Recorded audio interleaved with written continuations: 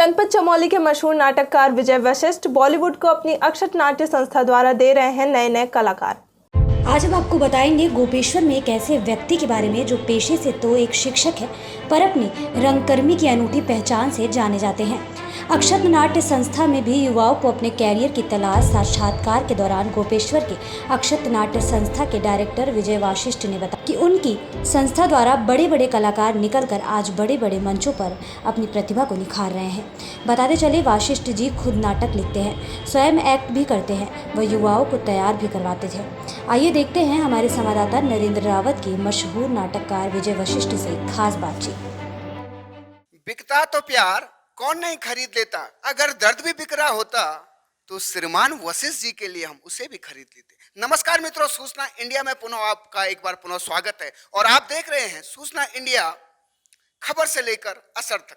तो आज हम आपको ले चलते हैं गोपेश्वर की एक मशहूर हस्ती जिन्होंने रंगमंच के क्षेत्र में और वर्तमान समय में अक्षत नाट्य संस्था के जो डायरेक्टर हैं गोपेश्वर में। सर, आपका परिचय दर्शक जानना चाहते हैं।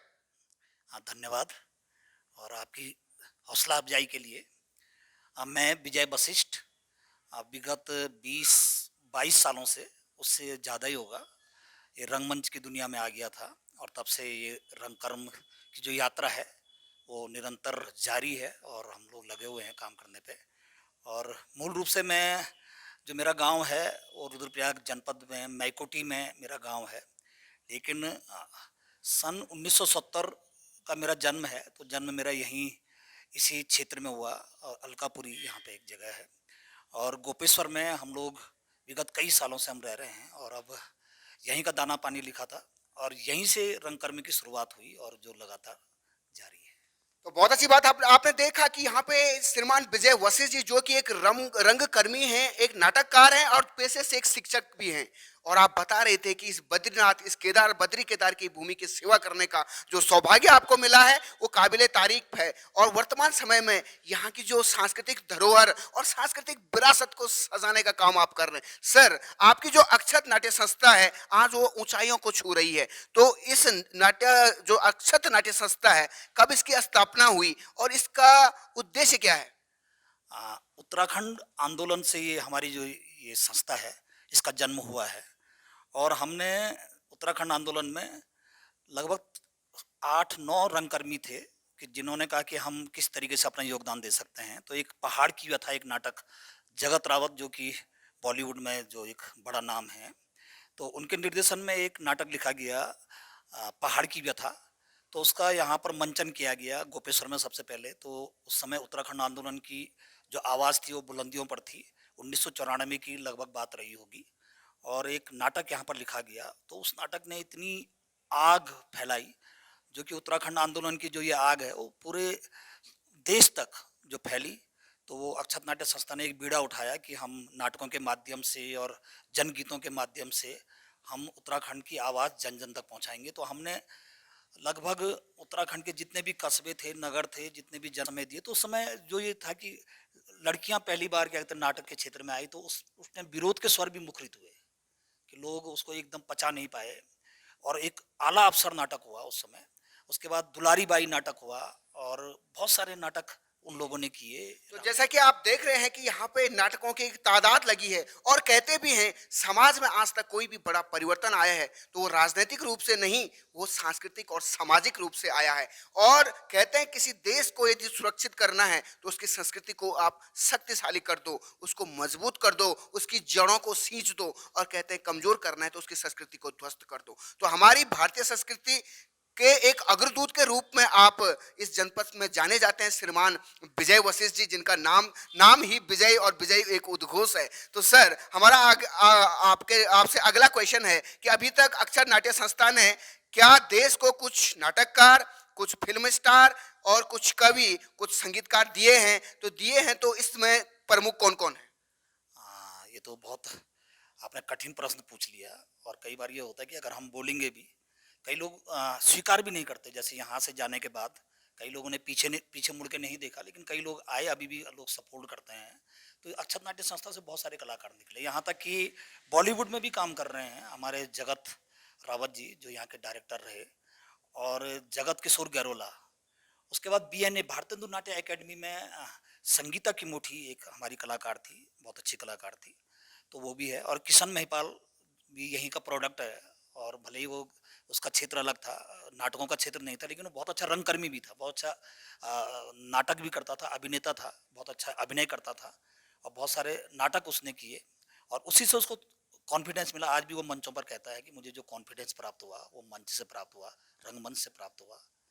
तो और भी बहुत सारे लोग हैं, और मैं अ, किसी का नाम लूंगा किसी का नहीं लूंगा तो ये शायद से नाइंसाफी भी होगी, लोग नाराज भी हो जाएंगे, लेकिन बहुत सारे लोग हैं जो काम कर रहे हैं और सपोर्ट भी करते हैं बहुत सारे। तो बहुत अच्छी बात आपने बताई कि एक बड़े बड़े जगत, गरुला जी जैसा नाम आपने बताया बॉलीवुड में, एक किमोटी जैसा नाम आपने बताया बॉलीवुड में, और गढ़वाल की आवाज को आज विदेशों तक जो ले जा रहे हैं श्रीमान किशन महिपाल जी, ऐसे बड़े चेहरे आपने दिए हैं। और कहते हैं कि जो दीपक होता है वो स्वयं जलकर दूसरों को रोशनी प्रदान करता है, और एक रोशनी आपने यहाँ के युवाओं को दी है। तो सर, अभी आने वाली जो पीढ़ी है, वर्तमान समय में हम देखते हैं कि हमारे युवा मोबाइलों से बंधे हुए हैं और वो उस दुनिया से बाहर नहीं निकल पा रहे हैं, तो किस तरीके से हम उनको जीवन के अलग अलग क्षेत्रों से रूबरू करवाएं, और आपकी अक्षर नाट्य संस्था इस युवाओं के लिए कैसे काम कर रही है?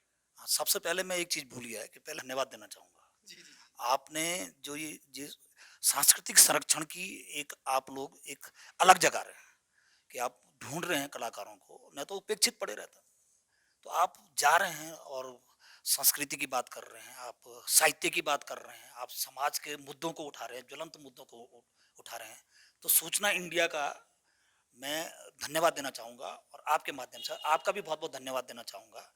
और जो प्रश्न आपने कहा था कि युवा पीढ़ी थोड़ा भटकाव के दौर में है, और जो है सांस्कृतिक प्रदूषण, मैं कहूँगा कि जो फैलाया गया है जो युवाओं के द्वारा, मैं अब इतना तो मैं पटाक्षेप नहीं कर सकता, लेकिन बहुत सारी चीज़ें ऐसी हैं कि जो नहीं होनी चाहिए हो रही है। आप क्या परोसा जा रहा है, सीरियल कैसे बन रहे हैं, कैसी फिल्में बन रही हैं, कैसे गाने बन रहे हैं, तो कोई उसका एक क्राइट एरिया है कि नहीं है, सेंसर बोर्ड है कि नहीं है।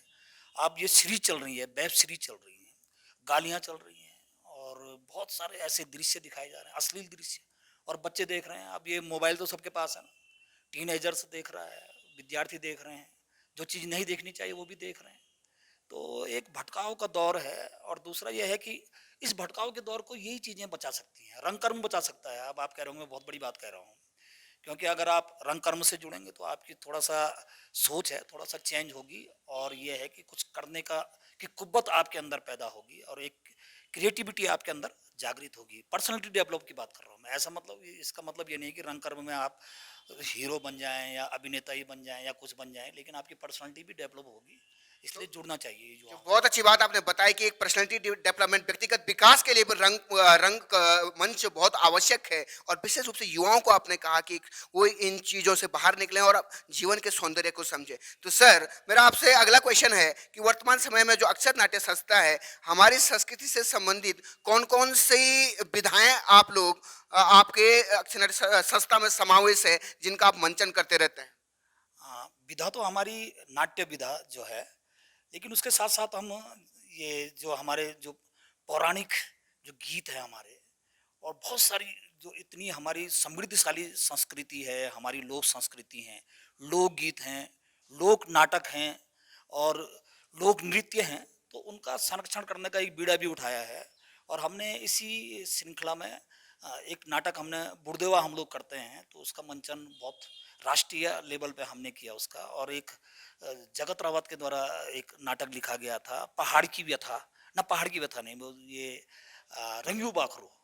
तो रंगू बाखरू ने अभी शताब्दी समारोह हुआ था, रंगमंच शताब्दी समारोह उत्तराखंड का, तो उसमें हमारी अक्षर नाट्य संस्था की टीम ने प्रथम स्थान प्राप्त किया, और जबकि 12-13 नाटक उसमें आए हुए थे। तो उसके बाद हमारा जो इस नाटक का चयन दिल्ली में हुआ, तो दिल्ली में एलटीजी में हमने ये नाटक किया, लिटिल थिएटर ग्रुप में, तो बहुत लोगों ने सराहा इसको। तो सर, बहुत अच्छी बात है सर। जनता और हमारे दर्शक आपका एक डायलॉग सुनना चाहते हैं सर अंत में। अब ये डायलॉग, ये तो एक चैलेंज भी हो गया।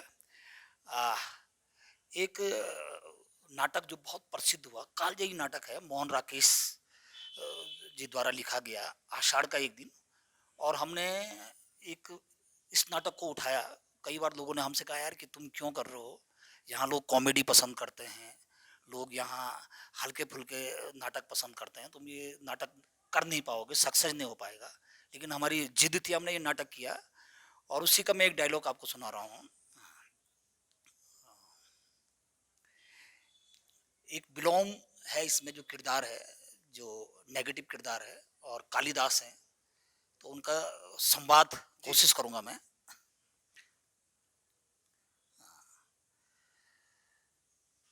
इस प्रदेश में हरिणों का आखिर नहीं होता राजपुरुष, तुम बाहर से आए हो इसके लिए इतना ही पर्याप्त है कि हम तुम्हें अपराधी न समझें। तो राजपुरुषों के अपराध का निर्णय क्या ग्रामवासी करेंगे? ग्रामीण युवक अपराध और न्याय का शब्दार्थ भी जानते हो। शब्द और अर्थ राजपुरुषों की संपत्ति है, जानकर आश्चर्य हुआ। समझदार व्यक्ति जान पड़ते हो, परंतु इतना नहीं जानते कि राजपुरुषों के अधिकार बहुत दूर तक जाते हैं। मुझे देर हो रही है, ये हरिण शावक मुझे दे दो। ये हरिण शावक इस पार्वत्य भूमि की संपत्ति है और इस पार्वत्य भूमि के निवासी हम इसके सजाती हैं। तुम ये सोचकर भूल कर रहे हो कि हम इसे तुम्हें ले जाने देंगे। तो एक छोटा सा एक बहुत अच्छी बात सर, आपने चार चांद लगा दिया, आज की समा बांध दिया आपने। और हम हमारे दर्शक भी आज गदगद होंगे आपका देखकर कि इस तरह के व्यक्तित्व तो आज भी हिमालय की गोद में पल रहे हैं, पड़े हो रहे हैं। और बहुत बहुत धन्यवाद और विदाई लेना चाहता हूं कि इस तरह आप खूब तरक्की करें और आने वाले समय में अक्षर नाट्य संस्था ऊंचाइयों को छुएं। बहुत बहुत धन्यवाद।